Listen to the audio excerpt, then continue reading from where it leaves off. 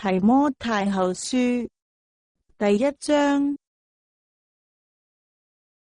奉神旨意，照着在基督耶穌裏生命的應許，作基督耶穌使徒的保羅，寫信給我親愛的兒子提摩太，願因為憐憫平安，從父神和我們主基督耶穌歸於你。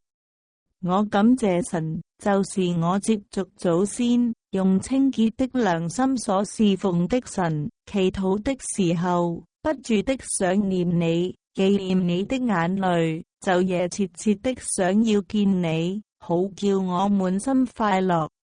想到你心裏無偽之信，這信是先在你愛祖母來兒和你母親有尼基心裏的，我深信也在你的心裏。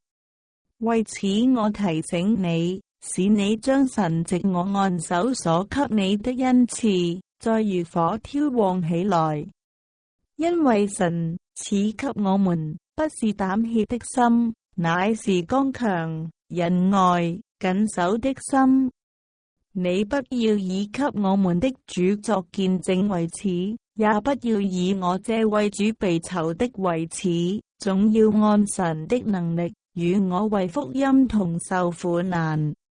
神救了我們，以聖召我們，不是按我們的行為，乃是按他的旨意和恩典。這恩典是萬古之先，在基督耶穌裏賜給我們的，但如今藉着我們救主基督耶穌的顯現，才表明出來了。他已經把死廢去，藉着福音，將不能壞的生命彰顯出來。我為這福音奉派作傳道的，作使徒，作師傅。為這緣故，我也受這些苦難，然而我不以為恥，因為知道我所信的是誰，也深信他能保存我所交付他的，或作他所交託我的，直到那日。你從我聽的那純正話語的規模，要用在基督耶穌裏的信心和愛心，常常守着。從前所交託你的善道，你要靠着那住在我們裏面的聖靈，牢牢的守着。凡在亞西亞的人都離棄我，這是你知道的，其中有腓吉魯和黑摩其尼。願主憐憫那尼色弗一家的人，因他屢次使我暢快，不以我的鎖鏈為恥。